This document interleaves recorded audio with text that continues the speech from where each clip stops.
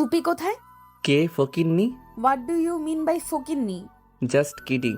এদিকে আয় তো, আমার ঘাটটা একটু ম্যাসেজ করে দে। ইস, আমার ঠেকা, ভুলে যাস না আমি তোর সিনিয়র। বলেই ফুপিকে ডাকতে লাগলাম। ফুপি, ও ফুপি। ডেকে লাভ নেই, পাশের ফ্ল্যাটে গেছে। তুই এদিকে আয়, কাজ কর। আর সিনিয়র বলে বেশি ভাব নিস না, মাত্র 2 মাসের বড় তুই আমার থেকে। পারবো না, মা খিচুড়ি রান্না করে পাঠিয়েছে, খেয়ে নিস, আমি গেলাম। তুই যে কলেজ যাওয়ার নাম করে ছেলেদের সাথে ঘোরাঘুরি করিস, তোর বড়লোক বাপ জানে? নিশি চলে যেতে নিচ্ছিল, হঠাৎই রিক্ত পেছন থেকে কথাটা বলে উঠল। নিশির মনে হলো আকাশ থেকে পড়ছে। 2 হাতে কোমর চেপে রিক্তর দিকে তেড়ে গেল। এই, তুই কবে দেখেছিস আমাকে ছেলেদের সাথে ঘুরোঘুরি করতে? রিক্ত ফোন রেখে সোজা হয়ে দাঁড়ালো। হাই তুলে টি শার্টটা টেনে টুনে ঠিক করতে করতে বলল, চোরের মায়ের বড় গলা কখনো দেখেছিস? না দেখলে নিজেকে দেখে নে। কি বললি তুই? আস্তে। রিক্ত প্রমাণ ছাড়া কথা বলে না। পরশু নীল শার্ট পরা একটি ছেলের সাথে কোথায় গিয়েছিলি তুই? এবার নিশি ঢোক গিলল। কথাটা তো সত্য, ছেলেটা তো নিলয়, রিয়াদ ভাইয়ার শালক। নিশি আর নিলয় রিলেশনে আছে প্রায় 6 মাস, কিন্তু এখনো অবধি নিশি এটা একটা কাক পক্ষীকেও জানতে দেয়নি, অতি সাবধানে থেকেছে। পরশু বার্থডে ছিল নিলয়ের, তাই অনেক রিকোয়েস্টে কলেজ থেকে লুকিয়ে বেরিয়েছিল নিশি, শুধু কেকটা কেটেই চলে এসেছে। কিন্তু রিক্ত জানলো কি করে? এটা তো অসম্ভব। ঋতু জানতেই পারে না। বুকে সাহস নিয়ে নিশি বলল, একদম মিথ্যা বলবি না, আমি পরশু কোথাও যাইনি। রিক্ত এবার চোখ বাঁকিয়ে তাকালো নিশির দিকে, হেঁটে এগিয়ে আস্তে আস্তে বলল, কোথাও না গেলে এভাবে তোতলাচ্ছিস কেন? নিশি কপালে ঘামটুকু মুছে ভয়ে ভয়ে বলল। কোথায় তোতলাচ্ছি? রিক্ত এবার তার ফোনে কিছু একটা বের করে নিশির দিকে ধরল। এটা কে? ছবিটা দেখে নিশির হাত পা সব অবশ হয়ে লাগলো, গা থেকে ঘাম ছুটতে লাগলো, গলা অস্বাভাবিকভাবে কাঁপছে। এটা ওই দিনের রেস্টুরেন্টের ছবি। ছবিতে স্পষ্ট দেখা যাচ্ছে নিশি নিলয়কে কেক খাইয়ে দিচ্ছে। এই ছবিটা ওর কাছে কি করে এলো? চোখের পানি আটকে আতঙ্কিত স্বরে নিশি পড়ল, এই এই ছবি তোর কাছে কোথা থেকে আসলো? কেটে ফেল প্লিজ, বাবা জানতে পারলে আমাকে মেরে ফেলবে। রিক্ত এবার বিদ্রুপ করে হাসলো। এতক্ষণ তো দিব্যি সাহস দেখাচ্ছিলি, এখন কি হলো সব ফুরুত? নিশি একেবারে নীরব হয়ে গেল। হঠাৎই রিক্ত নিশির কোমর চেপে নিশিকে একদম তার সাথে মিশিয়ে ফেললো। হুঙ্কার ছেড়ে বলল, এই কথা বলছিস না কেন? তুই জানিস না আমি তোকে কতটা ভালোবাসি? এরপরেও তুই অন্য একটা ছেলের সাথে কি করে রিলেশনে গেলি? বল, কি করে? নিশি রিক্তের বন্ধন থেকে ছোটাছুটির চেষ্টা করছে, কিন্তু পারছে না।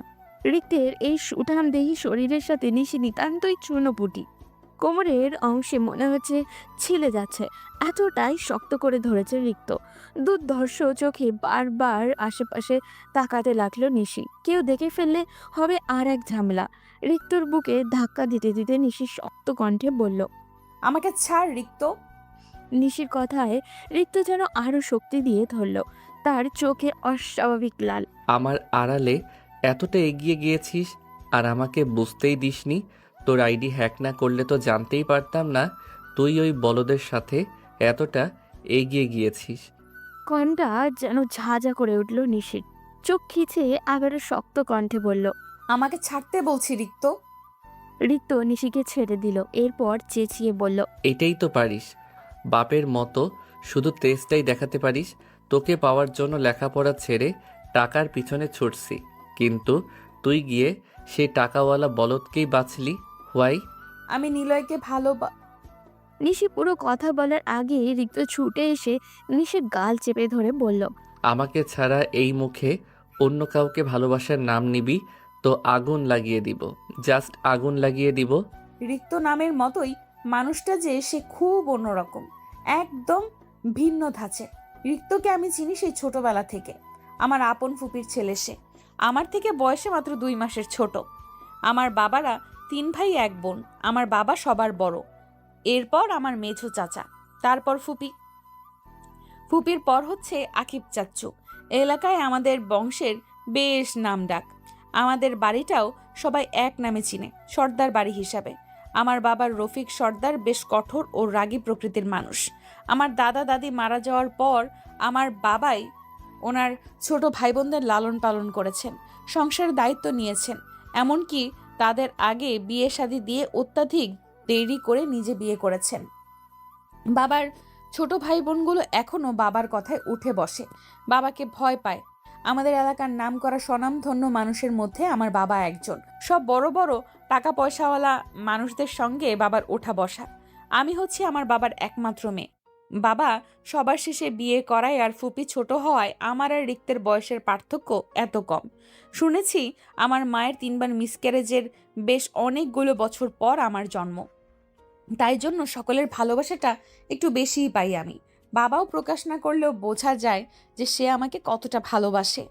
আমার মেঝো চাচার নাম শফিক সর্দার, তার 2টো ছেলে আহাদ আর রাহাত ভাইয়া। ওনারা আমার আর রিক্তের থেকে বেশ বড়, দুজনেরই বিয়ে হয়ে গেছে। আমার ছোট চাচ্চু আকিবেরও একটি ছেলে আছে, জিহাদ। এই তো সামনের মাসেই তার 2 বছর হবে। আমাদের বংশে মেয়ে নেই বললেই চলে। আমার ফুপিরও 2টো ছেলে, রিক্ত আর জয়। জয় ছোট, সবে 7-এ পড়ে। ফুপিরা আমাদের বাড়ি থেকে কয়েকটা বাড়ি পেছনেই ভাড়া থাকেন। ফ্ল্যাট ভাড়া নিয়ে থাকলেও তাদের আর্থিক অবস্থা আমাদের মতো এত সচ্ছল নয়। আমাদের পরিবারের সাথে ফুপির একটা বড়সড় ঝামেলা ছিল। আমার বাবা চাচারা প্রেম ভালোবাসার একদম বিপক্ষে। শুধু তাই নয়, ওনারা ওনাদের মতো উচ্চবিত্ত দাম্ভিক মানুষ ছাড়া মেলামেশা আত্মীয়তা করা পছন্দ করেন না।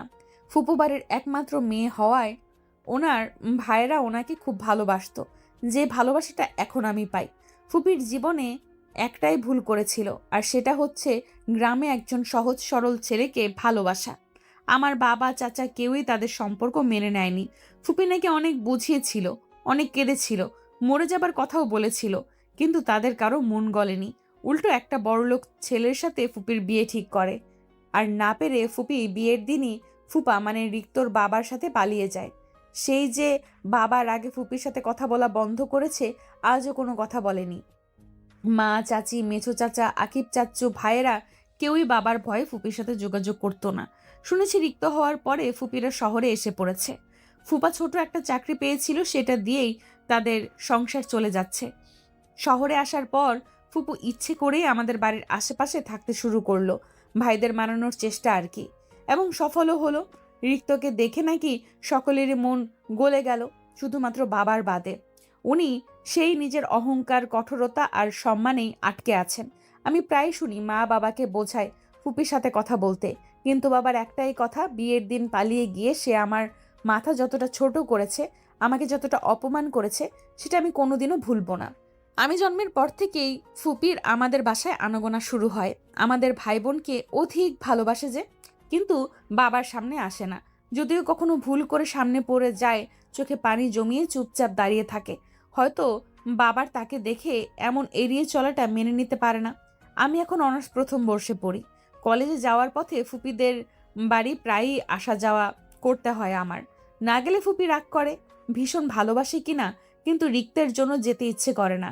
জয়ের সাথে আমার বেশ মিল থাকলেও রিক্তের সাথে একদম সাপে নেউলে সম্পর্ক। 2 চোখে দেখতে পারি না তাকে আমি। আমার সব ভাইদের মধ্যে একমাত্র তাকেই আমার অসহ্য লাগে, জানি না কেন, কোনো কারণ ছাড়াই। আমাকে দেখলে সবার আগে সে আমার মাথায় ঠোকা দিবে, ফকিন্নি ছাড়া তো ডাকে দিবে না। সবাই আমার এত সুন্দর একটা নাম রেখেছে, নিশি। জীবনে হয়তো কোনো দিন মুখ দিয়ে উচ্চারণও করেনি এই নাম। লেখাপড়া ছেড়ে দিয়েছে 2 বছর হবে। একই স্কুলে একই ক্লাসে পড়তাম আমরা। আজ আবারও ফুপি বাড়ি এসেছে। মা রিক্তর জন্য গরম গরম খিচুড়ি আর গরুর মাংস রান্না করে দিয়েছে। নবাবজাদা তো সে, আমার মা তো পারে না, তার জন্য নিজের কলিজাটাও ভুনা করে দেয়। বেশ হয়েছে, জ্বর হয়েছে। রোজ রোজ বন্ধুদের সাথে আড্ডা দিয়ে গভীর রাত করে বাড়ি ফেরে। গ্যাং একটা যেন রেডিই থাকে। ভালো স্টুডেন্ট হয়েও ইচ্ছে করে পড়ালেখাটা ছেড়েছে, এই জন্যই ওকে বাবা দেখতে পারে না। জয়ের সাথে 2-একটা কথা বললেও ওর সাথে কোনো কথাই বলে না। পরিচয় তো অনেক হলো, এবার গল্পে ফিরি। দরজা খোলার আওয়াজ শুনে রিক্ত ছেড়ে দিল আমাকে। আমিও স্বাভাবিক হওয়ার চেষ্টা করলাম। রিক্ত বড় বড় শ্বাস নিচ্ছে, রাগে কি করবে বুঝতে পারছে না। ফুপি আসলো, আমাকে দেখে জিজ্ঞেস করলো, আরে নিশি, তুই কখন এলি? এই তো ফুপু, বেশিক্ষণ হয়নি। মা রিক্তর জন্য খিচুড়ি রান্না করেছে, সেটাই দিতে আসলাম। ওহ, আর বলিস না, ছেলে যে কি কাণ্ড করে না। কাল রাতে এই যশোরে কার সাথে যেন মারামারি করে ফিরেছে। ঘরে এসে সারা রাত সিগারেট ফুঁকেছে। ওর বাবা তো ওর কাণ্ডে চেঁচামেচি করে না খেয়েই অফিস চলে গেছে। আমার হয়েছে যত জ্বালা। রিক্ত গটগট পায়ে তার রুমে চলে গেল। রিক্তের মা সেদিকে তাকিয়ে তাকিয়ে এটা সেটা বলতে বলতে খিচুড়ির বক্সটি নিয়ে রান্নাঘরে ঢুকলো। নিশির কেন জানি ভয় করছে। রিক্ত কার সাথে মারামারি করে ফিরেছে? নিলয়কে কিছু করেনি তো আবার? নিশি দ্রুত পায়ে রিক্তর ঘরে ঢুকলো। সিগারেটের গন্ধে পেট গুলিয়ে আসতে চাইলো তার। শ্বাস আটকে কোনো মতে বলল, রিক্ত, তুই কার সাথে মারামারি করেছিস? নিলয়কে কিছু করিসনি তো? রিক্ত আরো 3 গুণ খেপে গেল। হাতে সিগারেটটা আছড়ে মেরে ফেলে নিশির হাত টেনে ধরল। এত দরদ কেন ওই শালার জন্য? কই আমার জন্য তো এত দরদ নেই। নিলয়ের মধ্যে কি এমন দেখেছিস যেটা আমার মধ্যে পাচ্ছিস না? দেখ রিক্ত, আমি তোকে অনেক বলেছি, তোর আর আমার কখনোই সম্ভব নয়। না আমার ফ্যামিলি তোকে মানতে পারবে আর না আমি। কেন? আমাকে কেন মানতে পারবি না? আমি বড়লোক না বলে, নাকি আমি তোর থেকে ছোট বলে? আমার তো মনে হয় তোরা মূলত টাকার জন্যই আমাকে অবহেলা করছিস। ধরে নে তাই। তাহলে আমি তো বলছি আমাকে কয়েকটা বছর সময় দে, আমি সব করে দেখাবো, বাড়ি গাড়ি সব। তুই কেন মানছিস না? কারণ আমি তোকে ভালোবাসি না। যাকে ভালোবাসি না তাকে মানা আমার পক্ষে সম্ভব নয়। ঠিক আছে, বাসতে হবে না আমাকে ভালো, কিন্তু বিয়ে তোকে আমাকেই করতে হবে। তুই বাধ্য হবি আমাকে বিয়ে করতে, অ্যান্ড দ্যাটস মাই চ্যালেঞ্জ। কি করবি তুই? নিশির কথা শুনে রিক্ত বাঁকা হাসলো। সেটা সময় হলেই বুঝতে পারবি। নিশির ভয়ে হতে লাগলো। মাঝে মাঝে রিক্তকে সে বুঝতে পারে না। ওর জেদ খুবই ভয়ঙ্কর। যেটা একবার জেদ ধরে সেটা করেই ছাড়ে। ভয়টা এইখানেই। প্রায় বছর 2 যাবৎ সে তার অনুভূতিগুলো সম্পর্কে নিশিকে জানান দিয়েছে।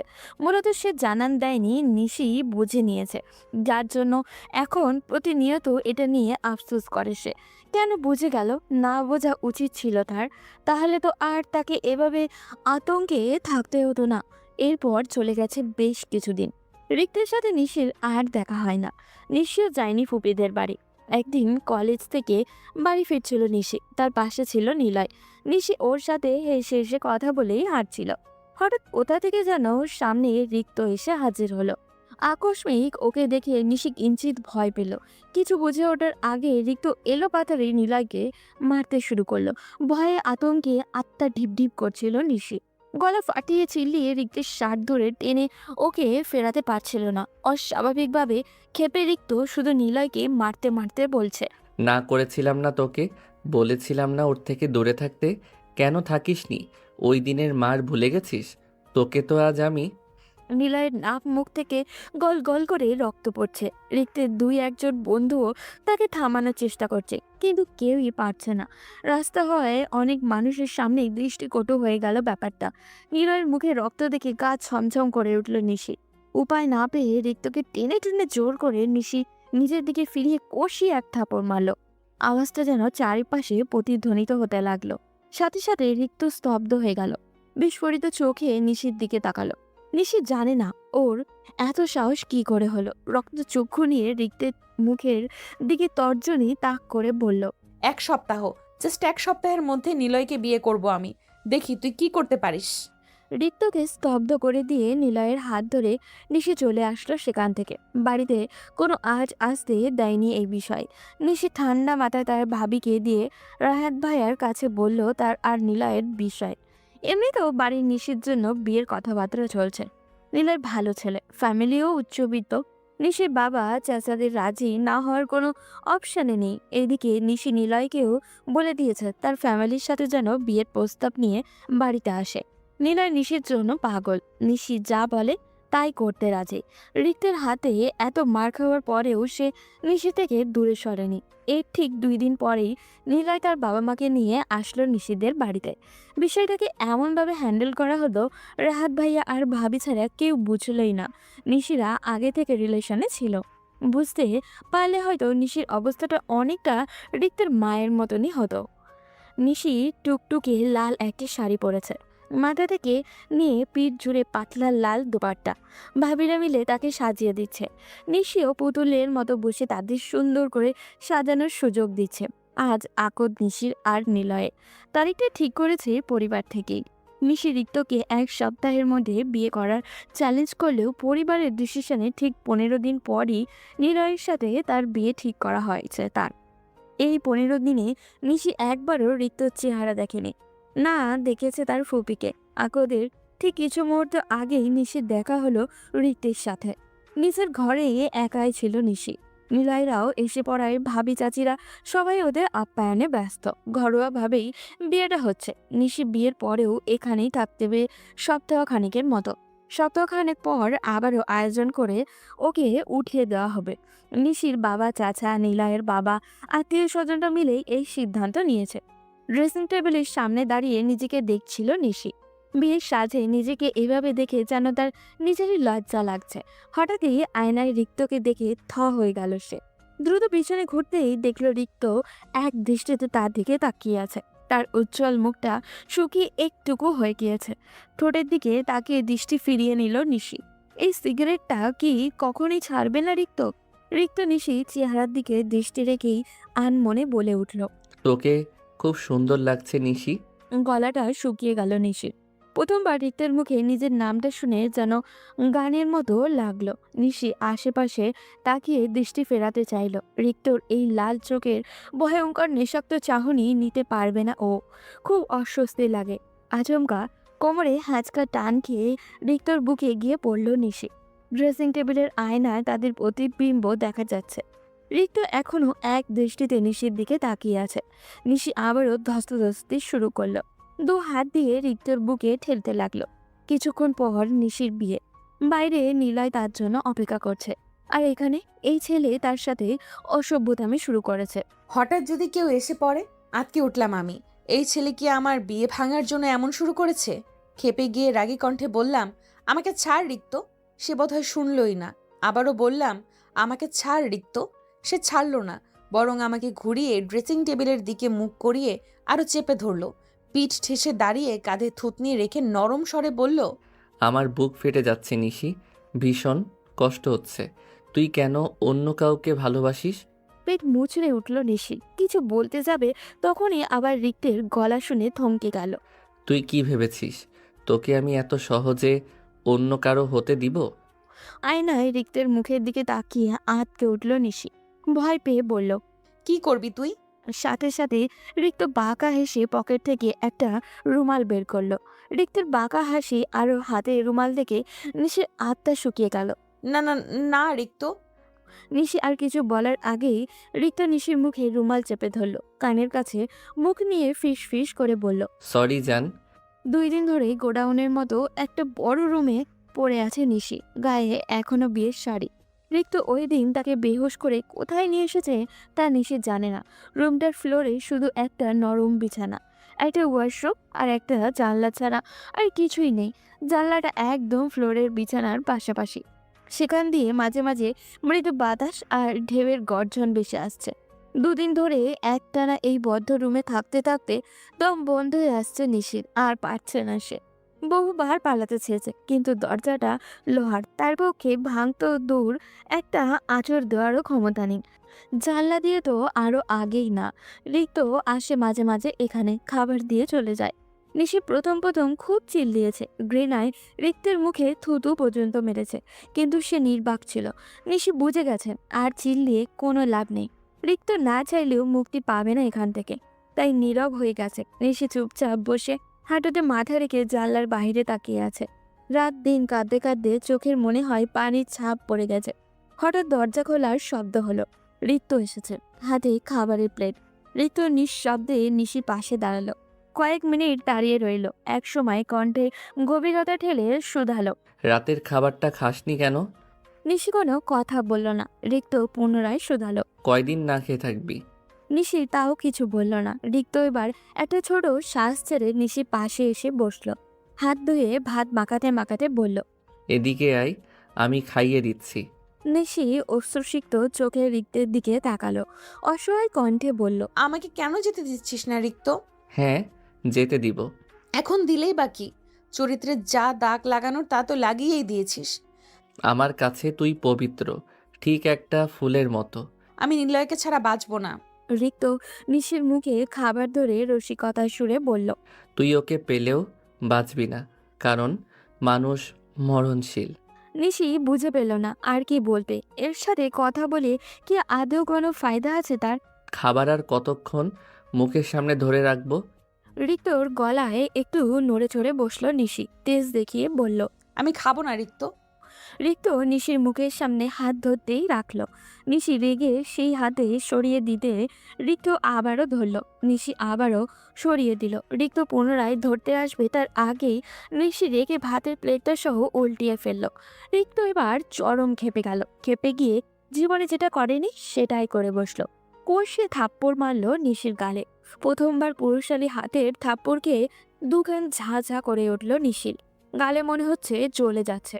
রিক্তের রাগ একটুও কমেনি, চোখ লাল করে ক্রুদ্ধ সুরে বলল। বেয়াদবি আমি একটুও পছন্দ করি না, তুই তা ভালো করেই জানিস। এরপরও তুই বারবার বারবার আমাকে বেয়াদবি করতে বাধ্য করে যাচ্ছিস। কি মনে করেছিস ভালোবাসি বলে তোর সব কিছুই সহ্য করে নিব? এবার আগুনের ফুলকির মতো জ্বলে উঠল নিশি। জ্বলতে থাকা গালে হাত রেখে চেঁচিয়ে বলল। কে বলেছে তোকে সহ্য করতে? আমি বলেছি? আমাকে তুই কেন বন্দি করে রেখেছিস? কেন আমাকে বাড়ি যেতে দিচ্ছিস না? ঋতু শক্ত করে নিশির হাত চেপে দিয়ে হুঙ্কার ছেড়ে বলল। বাড়ি যাবি তো? ঠিক আছে চল, নিয়ে যাচ্ছি তোকে বাড়ি।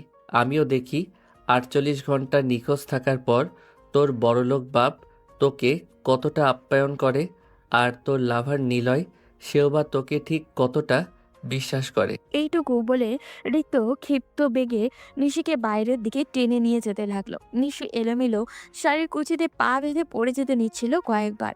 নিজেকে কোনো মতে সামলে নিয়েছে। ঋতের বড় বড় কদমের সাথে তাল মিলিয়ে চলতে পারছে না সে। আশেপাশেও দৃষ্টি দিতে পারছে না। রিক্ত দ্রুত হাঁটা শুরু করেছে। গাড়িতে বসে এক প্রকার উড়িয়ে রিক্ত নিশিকে বাড়িতে নিয়ে এসেছে। অতপর নিশিকে বাড়ির রাস্তায় ফেলেই রিক্ত হাওয়া হয়ে গেছে। গালে এক হাত রেখে অশ্রুসিক্ত নয়নে নিশি তাকিয়ে আছে তার বাবার দিকে। বাড়িতে আসতেই বাবার শক্ত হাতে চড় পড়েছে গালে। শুধু চড়ই পড়েনি, হাতের কাছে যা পেয়েছে তাই দিয়েই নিশিকে মারার জন্য তেড়ে এসেছে। নিশি কিছু বলার সুযোগ না দিয়ে বাড়ির সবাই তাকে ভুল বুঝতে লাগলো। রাহাত ভাইয়া বউ তো বলেই ফেললো। এবারের মেয়েদের মনে হয় রক্তেই মিশে আছে বিয়ের দিন বর ছেড়ে বাড়ি থেকে পালিয়ে যাওয়া। পালিয়ে যেহেতু যাবেই তাহলে আগেই যেত। বিয়ের দিন কেন আমার বাবা ভাইয়ের মান ইজ্জত নষ্ট করে গেল? ঘরের ড্রয়িং রুমে দাঁড়িয়েছিল নিশির বাবা, চাচা, ভাইরা সকলে। কেউ একটা কিছু বলেনি। সবাই ভেবেছে নিশি কারোর সাথে পালিয়ে গেছে। নিশি মনে মনে ভাবছে তাদের বাড়ির মেয়ের উপরে কি বাড়ির লোকেরা বিশ্বাস নেই? অবশ্য বিশ্বাসটা তার ফুপেই আগে ভেঙে দিয়েছে। সবাই যেহেতু নিশিকেই ভুল বুঝছে, তাই নিশি আর জেদ ধরে কাউকে কিছু বলল না। বলতে গেলে বলার মতো পরিস্থিতিই ছিল না। রাস্তায় বের হলেই তাকে শুনতে হতো মানুষের কটু কথা। সরাসরি না বললেও আগোচরে অনেককেই বলতে শুনেছে, রফিক সর্দারের এই মেয়েটা বিয়ের দিন পালিয়ে গেছে। 2 দিন যেন কোনো ছেলের সাথে থেকে বাড়ি ফিরেছে। মানুষের এই ধরনের কটূক্তি আর সইতে পারছিল না নিশি। বেশি কষ্ট লাগতো নিজের সাথে বাবার নামও জড়িয়ে বলায়। নিজেকে একেবারে ঘরবন্দি করে ফেলল সে। কলেজ যাওয়ার বাইরে বের হওয়া টোটালি বন্ধ করে দিল। হঠাৎ একদিন শুনল তার বাবা তার বিয়ে ঠিক করেছেন, তাও আবার এলাকার সবচেয়ে ক্যারেক্টারলেস লোক জসিমের সাথে, যে লোকের কিনা চরিত্রের আর মারধরের কারণে আগের 2 বই এমনিতেই চলে গেছে। নিশি ভেবেছিল প্রকাশ না করলেও তার বাবা তাকে খুব ভালোবাসেন, কিন্তু নিশির ধারণা ভুল ছিল। তার বাবা নিজের আত্মসম্মান, মান, মর্যাদা আর টাকা পয়সাকেই বেশি ভালোবাসে। তাই তো মা, চাচি, ভাইরা, এমনকি চাচা এসেও বোঝালেও কার কথায় তিনি রাজি হননি। উল্টে বলেছেন, জসিমের মতো লোক যে ওকে বিয়ে করতে রাজি হয়েছে এই অনেক। বিয়ে দিয়ে ঘর থেকে আপদ বিদায় করতে হবে। নিজের বাবার মুখে এমন কথা শুনে যেন পাথর হয়ে গিয়েছিল নিশি। চোখের পানির ভাণ্ডারও যেন ফুরিয়ে গেছে। সেদিন বুঝেছিল মেয়েদের সম্মান ঠিক কতটুকু ঠুনকো। সামান্য একটু কলঙ্কের দাগ লাগলে হাজার ঘষে মেজেও তা ওঠানো সম্ভব নয়। নাওয়া খাওয়া ভুলে গিয়েছে নিশি। যে যা বলছে তার শুধু রোবটের মতোই শুনে যাচ্ছে। নিশির মায়ের কাঁদতে কাঁদতে অবস্থা খুবই খারাপ। নিশির বাবার পা ধরে এখনো বসে আছে সে। নিশিকে জসিমের মতো লোকের সাথে বিয়ে না দেওয়ার জন্য আবেদন করছে। নিশি একটা তো শব্দও করছে না, চুপচাপ দেওয়াল লেপ্টে দাঁড়িয়ে আছে। রুম জুড়ে প্রতিটি বাড়ির মানুষ, এমনকি তার ফুপাও এসেছে আজকে নিশির বাবাকে বোঝাতে। কিন্তু তার বাবা নিজেকে সিদ্ধান্তে অটল, কারোর বোঝানোর ক্ষমতা নেই। এত বছর বাদে নিশি তার ফুপিকে দেখলো নিজে এগিয়ে এসে ভাইয়ের সামনে দাঁড়াতে। রিক্তের মা এসে সামনে দাঁড়াতেই তিনি চোখ মেলে উপরের দিকে তাকালেন। মনে হচ্ছে কথা বলতে রিক্তের মায়ের গলা কাঁপছে, তবুও সাহস নিয়ে বলল, ভাইয়া, তুমি রাজি থাকলে আমি আমার রিক্তের জন্য নিশিকে নিতে চাই। কথা দিচ্ছি, ওকে একদম নিজের মেয়ে করে রাখবো, কোনো কিছুর অভাব রাখবো না। আমার ভাতিজির চরিত্রে আর কাউকে আঙুল তুলতে দিব না। নিশির বাবার দৃষ্টি ছলছল, চেহারায় বিস্ময়। আচমকায় তিনি রিক্তের মায়ের দুহাত আঁকড়ে ধরলেন। কৃতজ্ঞতা প্রকাশ করতে গিয়েও কেঁদেও ফেললেন। একটু পর রিক্তের বাবাকেও দেখা গেল তাদের দিকে এগোতে। নিশির বাবার কাঁধে হাত রেখে বললেন, আপনি চাইলে আমরা কালকেই নিশিকে আমাদের বাড়ির বউ করে নিতে চাই বাই।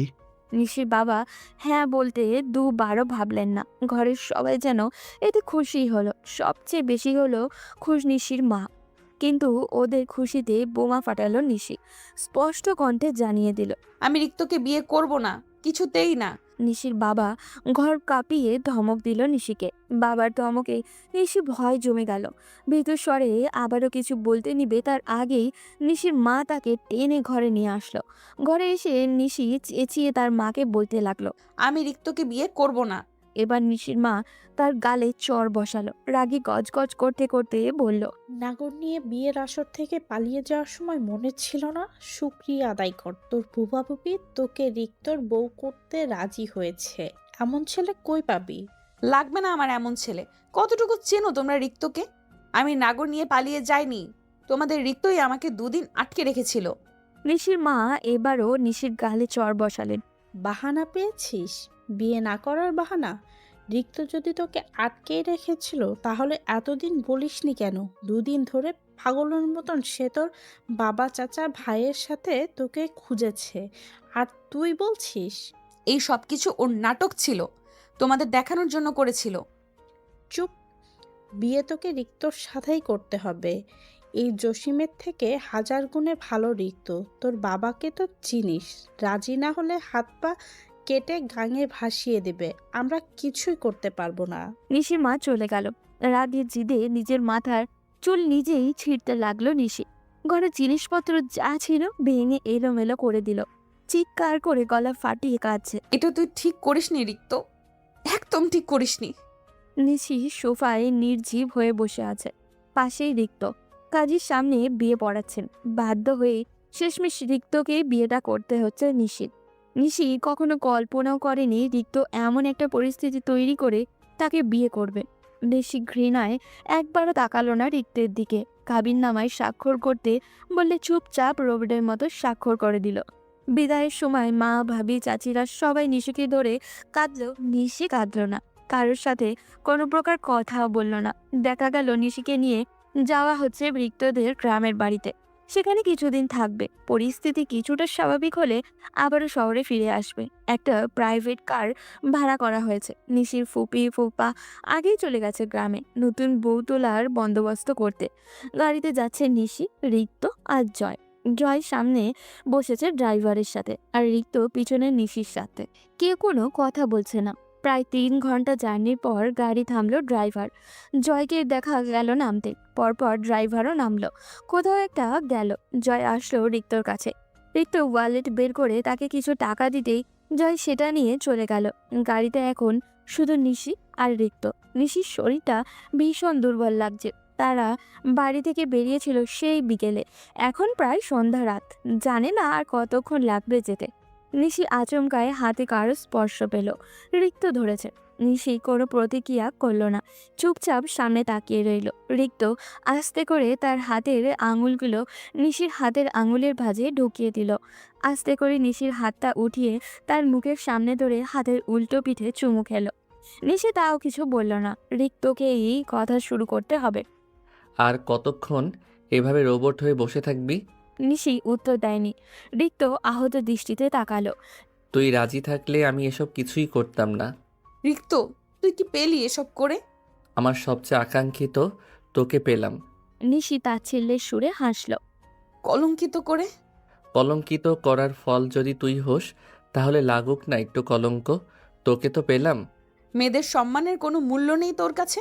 মূল্য না থাকলে তুই এখন আমার বউ হয়ে আমার পাশে বসে থাকতি না, সেদিনই রেপ করে ছেড়ে দিতাম। নিশি ঝাড়া দিয়ে রিক্তের হাত থেকে প্রায় নিজের হাত সরিয়েই নিল। কোনো প্রকার কথা না বলে একদম গাড়ির দরজা ঘেঁষে বসলো। রিক্তের সাথে কথা বলতেও গা জ্বলছে নিশি।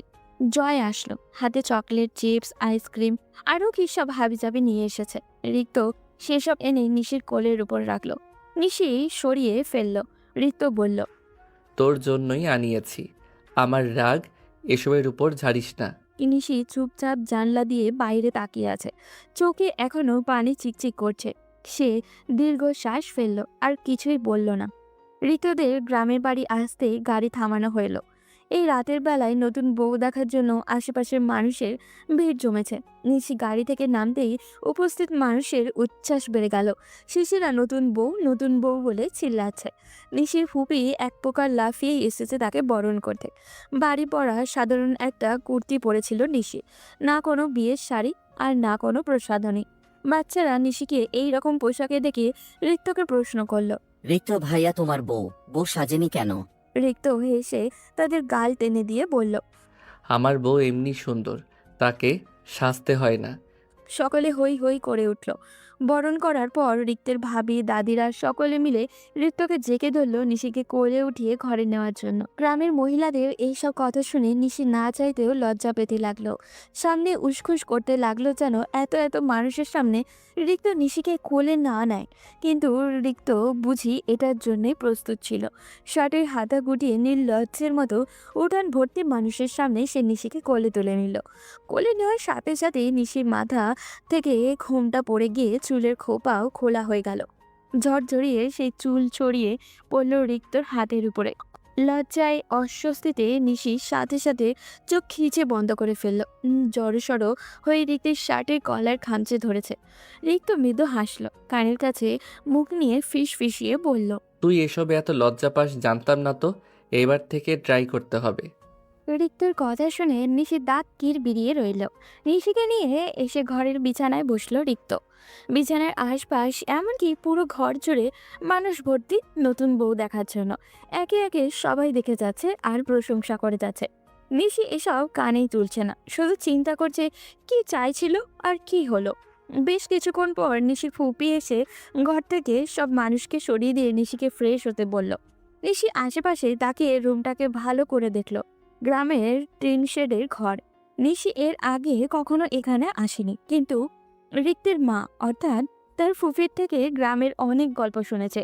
ফুফি বলেছিল তাদের দুটো টিনের রুম আর একটা মাটির ঘর আছে এখানে। নিশি আপাতত টিনের রুমেই আছে। রুমটা দেখতে এতটাও খারাপ লাগছে না নিশি। টিভি থেকে নিয়ে প্রয়োজনীয় সব কিছুই আছে এই রুমে। ফুপা নাকি প্রায়ই আসে গ্রামে। তাছাড়া রিক্তরাও প্রতি ঈদে বেড়াতে আসে এখানে রিক্তের চাচা চাচি, চাচাতো ভাই বোন, আত্মীয় স্বজনরা সবাই আছে। ওদের সাথে সম্পর্কটা ভালো রাখার জন্যই তারা গ্রামে যাতায়াত অবিরত রেখেছে। শুধু ঈদে নয়, গ্রামে কোনো অনুষ্ঠান, আত্মীয় স্বজনের বিয়ে, এমনকি কোনো ঝামেলা হলেও তারা এখানেই ছুটে আসে। এখানে যেহেতু রিক্তের চাচারা আরও অন্যান্য আত্মীয় স্বজনরা আছে, তাই তারাই তাদের বাড়ি ঘর জিনিসপত্র সব কিছু দেখে রাখে। নিশির ফুপি বলেছিল গ্রামে তার ফুপার জায়গা জমিও আছে মোটামুটি, ওইগুলারই খোঁজ নিতে হয় এসে মাঝে মধ্যে। নিশির ফুপা শুধু চাকরি আর ফুফির ইচ্ছের জন্যই শহরে থাকেন, তা না হলে এই গ্রামে তাদের নাম ডাক কম নেই। তারা চাইলেই এখানে থাকতে পারেন। পাশের রুম থেকে খুব হাসাহাসির শব্দ আসছে। রিক্তের চাচি, ভাবি, কাজিনরা সবাই মিলে আড্ডায় বসেছে। রিক্ত এসে নিশিকে ঘরে বসিয়ে দিয়ে কোথায় যে চলে গেল নিশি জানে না। নিশি ওর খোঁজ জানতেও চায় না। নিশিকে তার ফুপি খুব সুন্দর একটা বেবি পিঙ্ক কালার 3 পিস দিয়ে গেছে পরতে। সাথে দরজার কিনারায় বালতি ভরে পানিও রেখে গেছে হাত মুখ ধুইতে। কিন্তু নিশি বসে আছে, কিছুই করেনি। ওয়াশরুমে যাওয়ার দরকার, কিন্তু এখান থেকে তাদের কল্পার কোথায় নিশি তা চিনে না। আশেপাশেও কাউকে দেখছে না। সবাই রিক্তের মা তাড়িয়ে দেওয়ার পর আর কেউ আসেনি। নিশির ভীষণ অস্বস্তি হচ্ছে। কি করবে, কাকে বলবে, কিছুই বুঝতে পারছে না। হঠাৎ পাশে কারোর বসার উপস্থিতি পেল। ঘাড় ঘুরিয়ে দেখলো রিক্ত। সে খাটে বসে ড্রেসিং টেবিলের আয়নায় তাকিয়ে তার চুল ব্রাশ করছে। মনে হচ্ছে গোসল করে এসছে। চুলগুলো ভেজা, গা থেকেও একটা সুন্দর স্মেল আসছে। নিশি কিছুটা নড়ে চড়ে বসলো। রিক্ত আয়নায় দৃষ্টি রেখে বলল, এখনো চেঞ্জ করিসনি কেন? আমার জন্য অপেক্ষা করছিলি? ওয়াশরুমে যাবে এটা বলতে পারবে না বিধায় বলল। আমি গোসল করব। রিক্তর সাথে সাথে চোখ রাঙিয়ে তাকালো। একদম না, অন্য জায়গায় এসেছিস। রাতে শাওয়ার নিলে ঠান্ডা লেগে যাবে। নিশি অস্বস্তিতে দু হাত কচলাতে লাগলো। আচমকা রিক্ত ধীরে আওয়াজে বলল। ওয়াশরুমে যাবি? নিশি চোখ গোল গোল করে ফেললো। রিক্ত বুঝে ফেললো কি করে, কে জানে। রিক্তের মা নিশিকে রিক্তদের মাটির ঘরে নিয়ে এসেছে। ঘরটা দেখে নিশি ভীষণ অবাক হয়েছে। কোনো মাটির ঘরও কি এত সুন্দর সাজানো হয়? পুরো ঘরটা ফুলে ঢাকা। খাটের একটা কোনো বাকি নেই যেখানে ফুল নেই। অধিক হচ্ছে গাঁদা ফুলের পাপড়ি, গোলাপ আর রজনীগন্ধাও আছে, কিন্তু ওগুলোর পরিমাণ খুবই কম। পাতলা কাপড়, ছোট ছোট মরিচবাতি আর গাঁদা ফুলের মালা দিয়ে ঘরের দেওয়ালগুলো এত সুন্দর করে সাজানো হয়েছে যে দেখে চোখ ধাঁধিয়ে যাচ্ছে। নিশিরা তো শহরে ছিল, গ্রামে আসার পর এই অল্প কিছুক্ষণের মধ্যেই ঘরটাকে এত সুন্দর করে কিভাবে সাজালো তার ফুপিরা, নাকি আগে থেকেই সাজানো শুরু করেছিল, কে জানে।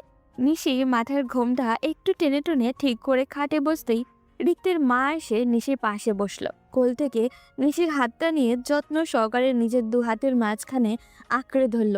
বেশ কিছুক্ষণ এভাবেই শান্ত হয়ে বসে থাকলো। নিশির মনে হচ্ছে খুব জরুরি কিছু বলবেন উনি। নিশির ধারণা ভুল হয়নি। হালকা নড়েচড়ে সামান্য কেশে রিক্তের মা নিশির উদ্দেশ্যে বলতে শুরু করলেন। কিভাবে বলবো, কি থেকে শুরু করব, আর কোন মুখে বা বলবো আমি বুঝতে পারছি না, কিন্তু আমার বলা প্রয়োজন।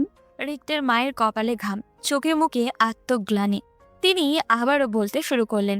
রিক্ত ব্যাপারা জেদি ছটফটে ছোট থেকেই, কিন্তু সে তোর ক্ষেত্রে এতটা জেদি হবে এটা আমি কোনো দিনও ভাবতে পারিনি। সে আরো বহু আগে আমাকে আর তোর ফুফাকে বলেছিল তোকে পছন্দ করে। প্রায় সময় এসে বলতো ভাইয়ার সাথে তোদের বিষয়ে কথা বলতে। আমরা তেমন গুরুত্ব দেইনি, মেনে নিয়েছিলাম তোরা হাই সোসাইটির মানুষ, আমাদের মতো গরিব ফ্যামিলিতে তোর বাবা মেয়ে দিবে না। তবু রিক্ত দিন দিন তোর কথাই বলতে থাকতো। আমি আর তোর ফুপা অনেক বুঝাই, কিন্তু এই জেদি ছেলে মানে না। একদিন তোর ফুপা রেগে মেগে ওকে অনেক কথা শোনায়, বলে যে তোকে বিয়ে করতে হলে আগে তোর ফ্যামিলির সমান হতে হবে। সে নিজে যেটা ফেস করেছে সেটা তার ছেলেকে ফেস করতে দিবে না। এই কথা শুনে রিক 2 বছর আগে থেকে পড়াশোনা বাদ দিয়ে টাকার পিছনে ছুটেছে।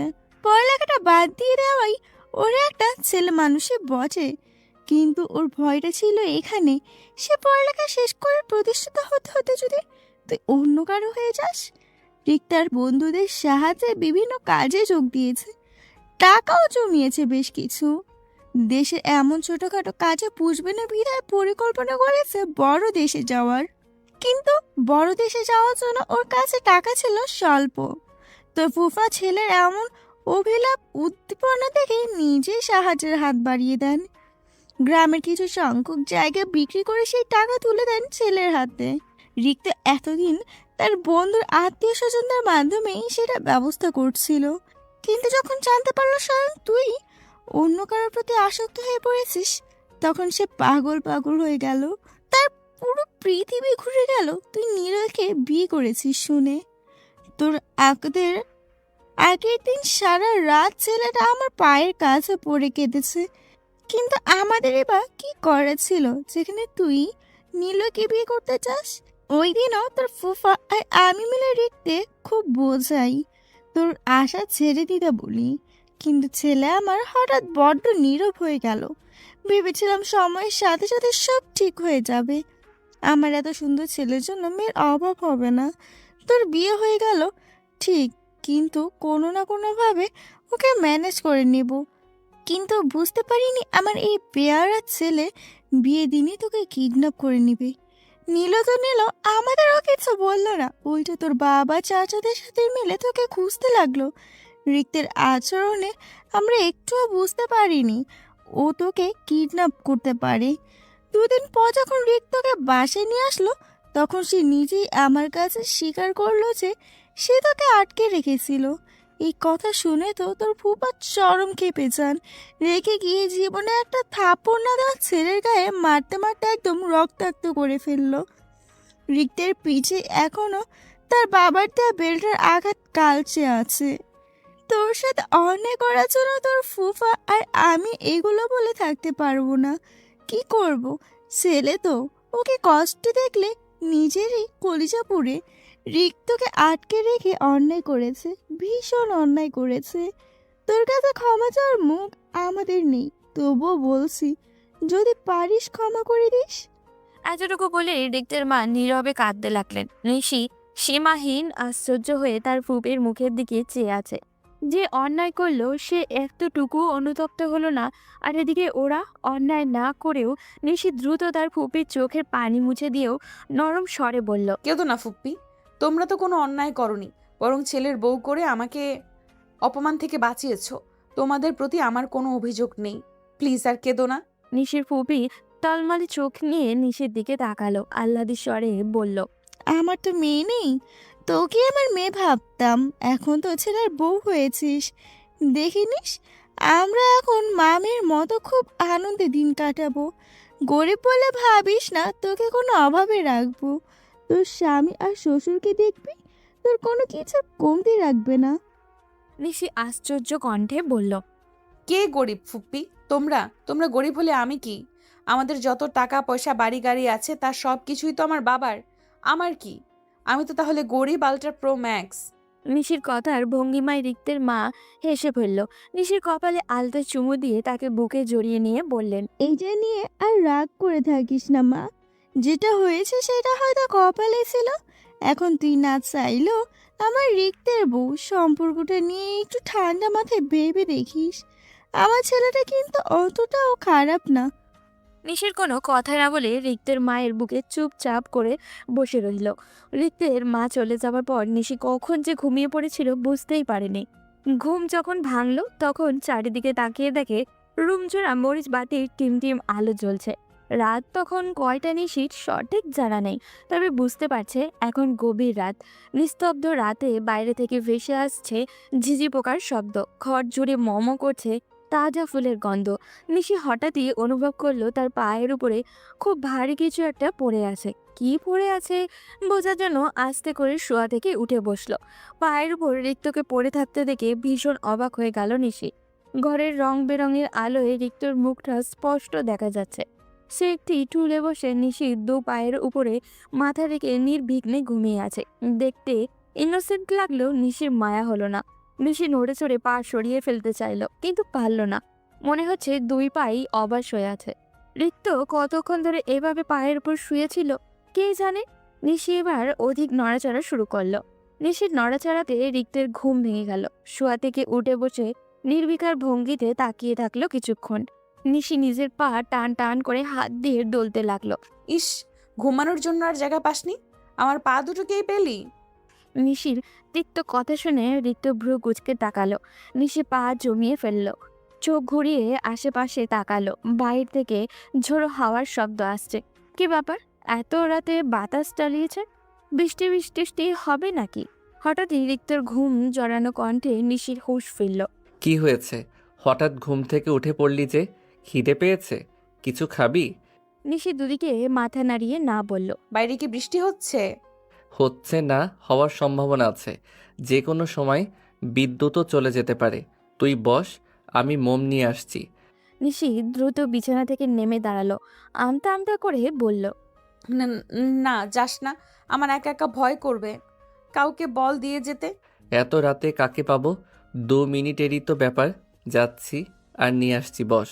বলতে বলতে বিদ্যুৎ চলে গেল। গ্রামের এই এক সমস্যা, একটু বাতাস চালু হলে বিদ্যুৎ চলে যায়। রুম জুড়ে এখন তীব্র অন্ধকার। বাইরে ঝড়ের শব্দ, কেমন এক গুমট পরিবেশ সৃষ্টি হয়েছে। আস্তে আস্তে ভীষণ ভয় হতে লাগলো নিশির। অন্ধকারে তার খুব ভয় করে। নিশি হাত বাড়িয়ে রিক্তকে খুঁজতে লাগলো। রিক্ত, কোথায় তুই? আছি এখানেই। আমার ভয় করছে। তোর ফোনের ফ্ল্যাশটা জ্বালা না। চার্জ নেই আমার ফোনে, ফ্ল্যাশ জ্বলবে না, এভাবেই দাঁড়িয়ে থাক। নিশি কাঁদো কাঁদো সুরে বলল। এইভাবে কিভাবে দাঁড়িয়ে থাকবো? ভয় করছে তো। তুই কোথায়? নিশির কথায় রিক্ত যেন নিশির একটু কাছে এসে দাঁড়ালো। নিশি হাত বাড়িয়ে রিক্তের কোমর অংশটাকে টি শার্ট খামচে ধরলো। একটু আলোর ব্যবস্থা কর না। কেন? আমার তো এইভাবেই ভালো লাগছে। তুই চাইলে আমাকে জড়িয়ে ধরতে পারিস। I won't mind. রেগে নিশি রিক্তের টি শার্ট ছেড়ে দিল, কিন্তু রিক্তকে ছেড়ে দিয়ে এবার তার আরো ভয় হতে লাগলো। হঠাৎ দরজায় করাঘাতের শব্দ হলো। অন্ধকারের এই নিস্তব্ধ ভীতু পরিবেশ শব্দটা যেন আরো ভীতু শোনালো। এবার নিশি নিজে থেকে এসে রিক্তের পাশ ঘেঁষে দাঁড়ালো। রিক্ত বোধহয় একটু হাসলো। নিশিকে এক হাতে পেঁচিয়ে ধরে বলল। এত ভয় পাওয়ার কি আছে? আমি তো এখানেই। দরজায় এখন আরো জোরে জোরে করাঘাত হচ্ছে। রিক্ত নিশিকে নিয়েই দরজার কাছে আসলো। দরজা খুলতেই দেখলো জয় দাঁড়িয়ে আছে। তার হাতে মোটাসোটা 2-3টে মোম, সাথে দেশলাইও আছে। জয় এগুলো রিক্তর হাতে দিয়ে বলল। ডিস্টার্ব করার জন্য সরি ভাইয়া। মা এগুলো পাঠিয়েছে তোমাদের দিতে। বাইরে বৃষ্টি হচ্ছে, রাতে বিদ্যুৎ আসার সম্ভাবনা খুবই কম। রিক্ত জয়ের হাত থেকে মোমগুলো নিল, সাথে সাথেই জ্বর দৌড় দিয়ে চলে গেল। এই মাটির ঘরটা রিক্তদের টিনের ঘরের থেকে বেশ অনেকটাই দূরে। রিক্ত মোমগুলো নিয়ে দরজা আটকে ছোট্ট টেবিলটার কাছে আসলো। নিশিও তার পিছু পিছু গেল। দেশলাই জ্বালিয়ে মোমবাতি লাগাতেই হালকা হলদেটে আলোয় পুরো ঘরটা ছড়িয়ে পড়ল। নিশি শ্বাস ফেলে বিছানায় গিয়ে বসলো। ভীতিটা এবার একটু হলেও কমেছে। টিনের চালে ঝমঝমিয়ে বৃষ্টি পড়ছে। শুনতে মন্দ লাগছে না নিশির। হঠাৎই দেখলো রিক্ত পকেট থেকে ফোন বের করে খাটে শটান হয়ে শুয়ে পড়ল। এক হাত ঘাড়ের নিচে ভাঁজ করে রেখে অপর হাতে ফোন টিপছে। এটা দেখে ভীষণ অবাক হলো নিশি। এটা কি হলো? তুই না বললি তোর ফোনে চার্জ নেই?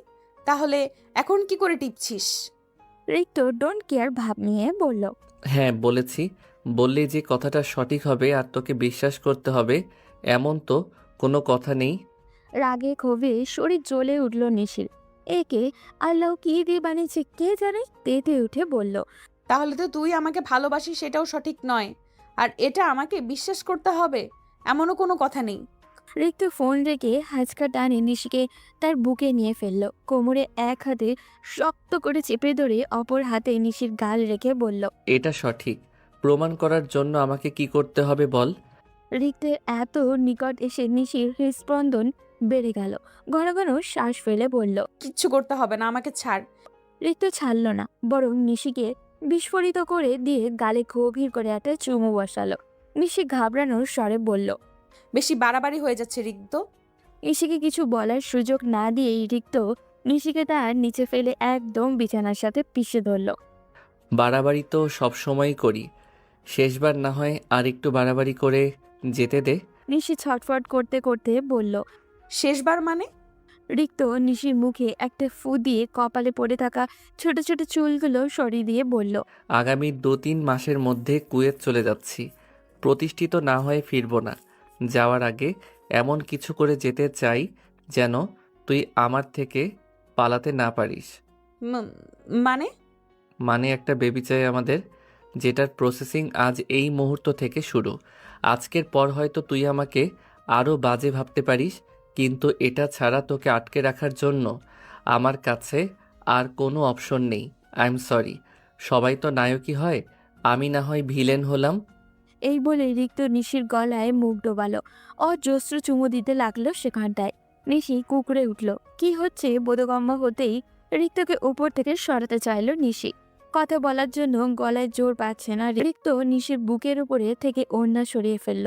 কামিজের ফাঁক দিয়ে উন্মুক্ত ফেটে হাত রাখলো। নিশির চোখে পানি টলমল করছে। ভেজা কণ্ঠে বলল। কি করছিস রিক্ত? এরপর থেকে তুই আমার চোখে আরো নিচে নেমে যাবি। নামতে দে। তোকে নিজের কাছে রাখার জন্য আমি দুনিয়ার সবচেয়ে নিকৃষ্ট মানুষ হতেও প্রস্তুত। রিক্তের গায়ের টি শার্টটা খুলে ফেললো। তারপর উত্তপ্ত স্পর্শ বিচরণ করতে লাগলো নিশির সর্বাঙ্গে। নিশি থেকে থেকে কেঁপে উঠছে। রিক্তকে বাধা দিয়েও কোনো লাভ হচ্ছে না। সে খুব জেদি, মানছে না। আজকের পর হয়তো নিশি রিক্তকে আরো বেশি করে ঘৃণা করবে, কিন্তু তাতে কি? রিক্তের যেন নিশিকে কষ্ট দিয়েই শান্তি। নিস্তব্ধ রাত, বাইরে অধিক বৃষ্টির শব্দ, ঘরে ঠান্ডা পরিবেশ, ফুলের সুবাস। প্রকৃতিও যেন আজ রিক্তের সঙ্গ দিয়েছে। নিশির এতটা গভীরে এসে রিক্ত আরো উন্মাদ হয়ে গিয়েছে। তার স্পষ্ট আগের তুলনায় অধিক গভীর হয়েছে। নিশি কাঁদছে, প্রচুর কাঁদছে। ব্যথার তাড়নায় রিক্তের পিঠ, বাহু খামছে, ঝাঁঝরা করে ফেলেছে। তাও রিক্তের কোনো হুঁশ নেই। সে নিজেকে সামলাতে অপারগ। ভোর রাত, গায়ে চাদর জড়িয়ে ফুপিয়ে ফুপিয়ে কাঁদছে নিশি। রিক্ত নিশিকে পেঁচিয়ে ধরে মাথার চুল হাতে বুলাচ্ছে। নিশিকে শান্ত করতেই চাইছে, কিন্তু নিশি শান্ত হচ্ছে না। বারবার ঠেলে তার হাত চুল থেকে সরিয়ে ফেলছে। সর এখান থেকে, তুই খারাপ, খুব খারাপ, ভীষণ খারাপ। রিক্তর গলার স্বর অত্যন্ত কোমল। সে নরম স্বরে বলল, ওকে আমি খারাপ, দুনিয়ার সবার থেকে খারাপ আমি। থাম এখন। তোকে আমার থেকে সরতে বলছি, ঘেন্না হচ্ছে তোকে আমার। রিক্ত সরে নেয়, বরং নিশিকে তার বুকে গভীর করে জড়িয়ে ধরল। ঘৃণা করতে করতে এক সময় ভালোবেসে যাবি, ব্যাপার না। রিক্তের উন্মুক্ত বুকে মাথা থেকে আছে নিশি। নিশি ধস্তাধস্তি শুরু করেছে। গায়ে এক চুলও শক্তি নেই। এতক্ষণ কোমল থাকলেও রিক্তের স্বর এবার গম্ভীর শোনালো। ঘুমা, সকাল হতে দেরি আছে। নিশি দাঁত কিরমির করে বলল। সারা গা জ্বলে যাচ্ছে আমার, কি করে ঘুমাবো? ঠিক হয়ে যাবে সকালে। নিশি তাও নড়াচড়া করছে। রিক্ত এবার নিশির হাত পা সমেত শক্ত করে পেঁচিয়ে ধরল, যেন নড়তে না পারে। এক সময় মাথায় আলতো করে হাত বোলাতে লাগলো। নিশি আরাম পেয়ে কখন যে ঘুমিয়ে পড়েছে বুঝতেই পারেনি। 1 মাস পর ডাক্তারের চেম্বারে বসে আছে নিশি, পাশেই রিক্ত। হাতে প্রেগন্যান্সি টেস্টের রিপোর্ট, স্পষ্ট নেগেটিভ লেখা, যা দেখে রিক্তের মনটা ভেঙে গেল। এই মাসে 2-3 বারের উপরে প্রেগন্যান্সি টেস্ট করা হয়েছে নিশির, প্রতিবারই ফলাফল শূন্য। গ্রাম থেকে শহরে এসেছে প্রায় 15 দিনের উপরে হবে। রিক্ত খুব করে চাইছে একটা বেবি নিতে, কিন্তু নিশি চাইছে না, যার জন্য এক প্রকার জোর করেই ডাক্তারের কাছে নিয়ে আসে রিক্ত নিশিকে। প্রতিবারই নিশি রিক্তের সাথে প্রচুর রাগারাগি করে। চেম্বার থেকে বের হয়ে এবারও করতে লাগলো। কি পেয়েছিস তুই আমাকে? 2 দিন পর পর ডক্টরের কাছে নিয়ে আসিস। আমি বলছি না আমার বাচ্চা চাই না। রিক্ত কথা বলছে না, চোখ মুখ গম্ভীর করে রিক্সায় এক পাশে বসে আছে। নিশি তার মতো রাগ দেখিয়েই যাচ্ছে। হঠাৎ রিক্ত নিশির দিকে তাকালো, নিশিকে স্তব্ধ করে দিয়ে বলল। তুই কি পিল খেতি? সাথে সাথে কথা বন্ধ হয়ে গেল নিশির। গলা অটোমেটিক শুকিয়ে গেল, কপালে বিন্দু বিন্দু ঘাম জমাট বেঁধেছে। ঘাবড়ানোর সুরে বলল। কি বলছিস? পিল খেতে যাব কেন? রিক্তের চোখ লাল, কণ্ঠে স্পষ্ট ক্রোধ। সত্যি করে বল। নিশি শাড়ির আঁচল দিয়ে কপালের ঘাম মুছল। ভয় লুকিয়ে স্বাভাবিক কণ্ঠে বলল। পিল খাবো কেন? আমাকে কে পিল এনে দেবে? তুই তো বাইরেই যেতে দিস না। তোতলাচ্ছিস কেন তাহলে? নিশির এবার ভয় হতে লাগলো। মিথ্যা বললে নিশি সব সময় তোতলায়, আর সেটা রিক্তর সামনে, যার জন্য রিক্ত অনায়াসে নিশির মিথ্যাটা ধরে ফেলে। এবারও তার ব্যতিক্রম হলো না। আকাশ চুম্বি রাগ নিয়ে রিক্ত নিশির হাত চেপে ধরল। রিক্সা গন্তব্যস্থানে পৌঁছানোর আগ পর্যন্ত ধরেই রাখলো। বাড়ির সামনে আসতেই রিক্ত ভাড়া মিটিয়ে ঋষিকে টেনে হিচড়ে বাড়ির ভিতরে নিয়ে যেতে লাগলো। নিশি তো ভয় কাঁপছে, কি হবে ভাবতেই আত্মা শুকিয়ে যাচ্ছে ওর। ড্রয়িং রুমে রিক্তের মা ছিল। নিশিকে এভাবে টেনে নিয়ে যেতে দেখে সেও পিছু পিছু ছুটে আসলো। ঘরে এসে রিক্ত নিশির হাত ছেড়ে দিল। পুরো ঘর তছনছ করে কিছু একটা খুঁজতে লাগলো। রিক্তের মা চেঁচিয়ে জিজ্ঞাসা করলো। কি খুঁজছিস এভাবে? রিক্ত উত্তর না দিয়ে তার কাজ চালিয়ে যাচ্ছে। ড্রেসিং টেবিলের বিছানা, আলমারি, প্রতিটি ড্রয়ার এলোমেলো করে ফেলেছে। অবশেষে তোষকের নিচ থেকে পেয়ে গেল সেই কাঙ্ক্ষিত জিনিসটি, যা দেখে আগুনের ঘোলা থেকে ওই নিশির সামনে এসে দাঁড়ালো রিক্ত। ওষুধগুলো দেখিয়ে বলল। এগুলো কি? এগুলো কি? রিক্তের কথা শুনে নিশি ভয় পাচ্ছে। শাড়ির আঁচল চেপে ধরে মাথা নত করে আছে। রিক্ত এবার হুঙ্কার ছাড়ল। কি হলো, কথা বলছিস না কেন? রিক্তের হুঙ্কারে নিশি সহ পুরো ঘরই মনে হচ্ছে কেঁপে উঠল। নিশি কাঁপা স্বরে বলল। আমি বেবি চাই না। নিশির কথায় মাঝে মধ্যেই ঠাস করে একটা চর বসিয়ে দিল রিক্ত। তার সামলাতে না পেরে একেবারে ফুপির উপরে গিয়ে পড়ল নিশি। রিক্তের মা নিশিকে আঁকড়ে ধরতে নিশি ডুক করে কেঁদে উঠল। এই ছেলে, তুই আমার ভাইকে মারছিস কেন? রিক্ত ফুঁসতে ফুঁসতে বলল, তোমার ভাইজিকে বলো, সে এত সাহস কোথায় পেল? ছোট মানুষ না বুঝে করে ফেলেছে, তাই বলে তুই গায়ে হাত তুলবি? ছোট মানুষ হলে এমন একটা কাজ কি করে করলো, তাও আমার থেকে লুকিয়ে? তোকে দেখিয়ে করলে তুই বুঝি ওকে আস্ত রাখতি? সবে বিয়ে হয়েছে, এখনই কিসের নানি দাদির মতো বাচ্চা বাচ্চা করছিস? বছর 6 মাস যাক, এরপরে না হয়। উফ মা প্লিজ, তুমি আর ওকে মাথায় উঠিও না, যাও ঘর থেকে, আমার ওর সাথে কথা আছে।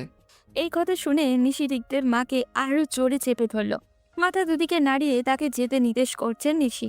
রিক্তের মা বুঝলো নিশিকে চেপে ধরে পড়ল। আমি যাব না কোথাও, তুই যা এখান থেকে, মাথা ঠান্ডা করে ফিরিস। মেয়েটার গালটার কি অবস্থা করেছিস, বদমাশের বাচ্চা! রিক্ত খেপে ঔষধগুলো হাতে নিয়েই চলে গেল। আধা ঘন্টা হয়ে গেছে, এখনো ফুপিয়ে ফুপিয়ে কাঁদছে নিশি। এই নিয়ে দ্বিতীয়বার থাপড় মেরেছে রিক্ত ওকে।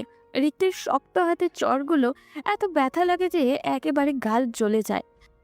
মারে তো মারে, একটু আস্তে করেই তো মারতে পারে তো নাকি? তা না, একেবারে শরীরের সব শক্তি দিয়ে মারবে। নিশির ফুপে নিশির গালে বরফ ঘষে দিতে দিতে বলল, জানিস তো ওর চিত বেশি, কেন রাগিয়ে দিস? এমন একটা দুঃসাহস না দেখালে কি চলছিল না? আর সে যে আমার সাথে বারবার বাজে ব্যবহার করে সেটা দেখো না। বকা দিলাম তো, তোর সামনেই না দিলাম, এখন আমি কি ওই দামড়া ছেলেটার গায়ে হাত উঠাবো? নিশি গাল ফুলিয়ে বলল, কিচ্ছু করতে হবে না তোমাদের, আমাকে আমার বাপের বাড়িতে রেখে আসো। হ্যাঁ, এই অপরাধে ওরা বাপ ছেলে মিলে আমাকেও আমার বাপের বাড়িতে রেখে আসুক। নিশি ফিক করে এসে দিল। তাহলে তো ভালোই হবে, দুজনের বাপের বাড়ি যেহেতু এক, সানন্দে দিন কাটিয়ে দেব। ঘুমের মধ্যে কারোর উত্তপ্ত স্পর্শ পেতেই ঘুম ভেঙে গেল নিশির। কোনো মতে চোখ মেলে তাকিয়ে দেখে রিক্ত তাকে পেঁচিয়ে ধরে গলায় নাক ঘষছে। এতদিন রিক্তের সাথে থাকলেও ওর প্রতি রাগ এক বিন্দু কমেনি নিশির। আর আজকে যেটা করেছে সেটার জন্য তো ওর নামই শুনতে পাচ্ছে না নিশি। অন্ধকার রাত, ঘরের জানালা খোলা, থালার মতো চাঁদ উঠেছে আজকে আকাশে। সে চাঁদের আলো তাদের ঘরে জানলা ভেদ করে পুরো ঘর ছড়িয়ে পড়েছে। হালকা মৃদু বাতাসে ঘরের সাদা পর্দাগুলো উঠছে। রিক্ত রেগে বাড়ি থেকে বের হয়ে যাওয়ার পর সারাদিন আর বাড়িতে আসেনি। নিশিও ওর জন্য অপেক্ষায় থাকেনি, চুপচাপ কাজ সেরে ঘরে এসে শুয়ে পড়েছে। সব সময়ই রাত করে বাড়ি ফেরে রিক্ত, মাঝে মধ্যে একটু আগেও ফিরে। তখন আবার উঠে নিশিকেই ওর জন্য খাবার বেড়ে দিতে হয়। রিক্তের চুল টেনে দিতে হয়, মাথা টিপে দিতে হয়, শাওয়ার নিলে তোয়ালে পোশাক রেডি করেও দিতে হয়। আর যদি নিশি ঘুমিয়ে থাকে তাহলে নিজেই ফ্রেশ হয়ে এসে নিশির উপরে এসব অত্যাচার করে, তাকে ঘুম থেকে জাগাবে। নিশি ঘুমে ঢলে পড়লে গেলেও উঠে রিক্তকে খাবার দিতে হবে। বিয়ের 1 মাস ধরে এই অত্যাচার সহ্য করে আসছে নিশি। ওঠ, খাবার দে। রিক্ত এমনভাবে বলল যেন নিশি ওর কয় জন্মের লক্ষ্মী বউ, তাদের মধ্যে সবকিছুই স্বাভাবিক। নিশিকে যে আজ 440 ভোল্টের একটা থাপ্পড় মেরে গেল সেটা যেন বেমার লোম ভুলে গেল রিক্ত। তবে সে ভুলে যাক, নিশি তো মনে রেখেছে, এটাই যথেষ্ট। যতদিন পর্যন্ত এই থাপ্পড়ের দাগ আর ব্যথা তার গালে থাকবে ততদিন পর্যন্ত নিশি মনে রাখবে। নিশিকে উঠতে না দেখে রিক্ত ধমক দিল। কি হলো, উঠছিস না কেন? নিশি অন্যদিকে মুখ করে শুয়েই আছে, কিছুই শোনেনি, এমন একটা ভাব নিয়ে চোখ বুজে আছে। রিক্ত আবারও বলল, দেখ নিশি, সারাদিন কিছু খাইনি, প্রচুর খিদে পেয়েছে, তেরামি রেখে খাবার দে। পারবো না, যার খাবার সে নিয়ে খাক গিয়ে। তুই উঠবি না? না, আমি ঘুমাবো। বের করছি তোর ঘুম। এতটুকু বলেই রিক্ত নিশিকে বিছানা থেকে টেনে তুলে পাজাকোলা করে উঠিয়ে নিল। নিশি কোনো রিয়াকশন দেওয়ার আগে রিক্ত নিশিকে নিয়ে ডিরেক্ট ওয়াশরুমে যেতে লাগলো। নিশির সাথে কি হতে যাচ্ছে বুঝতে পেরে নিশি এক প্রকার চিল্লিয়ে উঠল। রিক্তের কোল থেকে নামার জন্য যুদ্ধ শুরু করলো। রিক্ত বাঁকা কণ্ঠে বলল, এখন ঘুম পাচ্ছে না? আমার সাথে শাওয়ার নিলে ঘুম কোথায় যাবে টেরও পাবি না। না, আমি এখন মরে গেলেও শাওয়ার নিব না, আমাকে নাম। কেন? তেরামি করার সময় মনে থাকে না? তুই এখন এই মুহূর্তে আমার সাথে শাওয়ার নিবি, আমিও দেখব তোর চোখে কত ঘুম। রিক্ত, রিক্ত প্লিজ। বলতে বলতে রিক্ত নিশিকে ওয়াশরুমে নিয়ে এসে পড়ল। নিশিকে কোল থেকে নামিয়ে ঝর্ণা ছাড়তে যাবে, তখনই নিশি ছুটে পালাতে চাইল, কিন্তু রিক্ত টাইট করে ধরে রাখলো। নিশি কাঁদো কাঁদো সুরে বলল, প্লিজ রিক্ত, আমাকে এখন ভেজাস না। আমি খাবার বাড়ছি তোর জন্য। রিক্ত রাগী কণ্ঠে বলল, বাড়তে হবে না, আমার খাবার মোট চলে গেছে। আমি খাইয়ে দিব। রিক্ত ভ্রু উঁচিয়ে তাকালো। সত্যি? নিশি উপর নিচে মাথা নাড়ালো। যা, খাবার বার, ফ্রেশ হয়ে আসছি। নিশি ছুটে পালালো। রাত 2টো তো হবেই। নভেম্বর মাসের শেষ দিক, এমনিতেই ঠান্ডা পড়েছে। এই ঠান্ডায় এত রাত করে শাওয়ার নিলে নিশিকে পাওয়া যেত কিনা সন্দেহ আছে। রিক্তকে ইচ্ছা মতো বকতে বকতে নিশির শাড়ির আঁচল কোমরে বেঁধে খাবার গরম করতে লেগে পড়ল। শয়তান, অসভ্য, ইতর, বদমাস, ডেইলি আমাকে এইভাবে জ্বালাবে। কালকে সকালেই বাবার বাড়িতে চলে যাব আমি। নিশিও খাবার গরম করে টেবিলে রাখতে রাখতে রিক্ত গোসল করে এসে পড়ল। হাতে টাওয়ালটা নিশির মুখের উপর ছুঁড়ে মেরে চেয়ার টেনে বসলো। বিরক্তিতে চোখ মুখ কুঁচকে এলো নিশি। তা কিরমির করিয়ে রাগটা কন্ট্রোল করে প্লেটে রিক্তের জন্য খাবার বেড়ে দিল। সবকিছু সামনে গুছিয়ে ঠিকঠাক করে রেখে নিশি চলে যেতে নিবে, তখনই রিক্ত ওর হাত টেনে ধরল। নিশি ভ্রু কুঁচকে তাকাতেই বলল, ওয়াশরুমে কি বলেছিলি ভুলে গেছিস? অবশ্য তোর ভুলে যাওয়ার বদঅভ্যাস আছে, ব্যাপার না, আমি মনে করিয়ে দিচ্ছি। তুই তখন বলেছিলি আমাকে খাইয়ে দিবি, এখন না খাইয়ে কোথায় পালাচ্ছিস? নিশির রাগে গা গজগজ করছে। হাত ধুয়ে রিক্তকে খাওয়াতে লাগলো। অসভ্যটা ইচ্ছে করে করে আমার হাতের আঙুলে ওই ঠোঁট ছুঁয়ে খাবার মুখে নিচ্ছে। মুখ বুজে এমন তৃপ্তি করে খাচ্ছে, মনে হচ্ছে পৃথিবীর সবচেয়ে সুস্বাদু খাবার খাচ্ছে। ওর ঠোঁট দুটো আমার আঙুলে ছুঁয়ে দিতেই গা শিরশির করছে, আমার শরীরের পশম সব দাঁড়িয়ে যাচ্ছে। বেশ সময় নিয়ে আস্তে ধীরে খাবার খাচ্ছে রিক্ত। রাগে শরীর জ্বলে গেলেও কিচ্ছু বলতে পারছি না। অন্য সময় হলে তো ঠিকই খেয়ে দ্রুত উঠে যায়। আজ আমার হাতে খাচ্ছে বলে ইচ্ছে করে এমন দেরি করছে। সব আমাকে বিরক্ত করার ধান্দা, জানি তো আমি। খাবার টাবার সব যেভাবে ছিল ওভাবেই গুছিয়ে রেখে আস্তে আস্তে অনেকটা সময় লেগে গেল নিশির। ঘরে এসে দেখে রিক্ত বিছানায় আজ শোয়া হয়ে ফোন টিপছে। নিশিকে এতটাই ঘাটিয়েছে যে এখন নিশির নিজেরই শাওয়ার নিতে ইচ্ছা করছে। নিশিকে দেখে রিক্ত এক পলক তাকালো, এরপর পুনরায় ফোনে মনোযোগ দিয়ে বলল,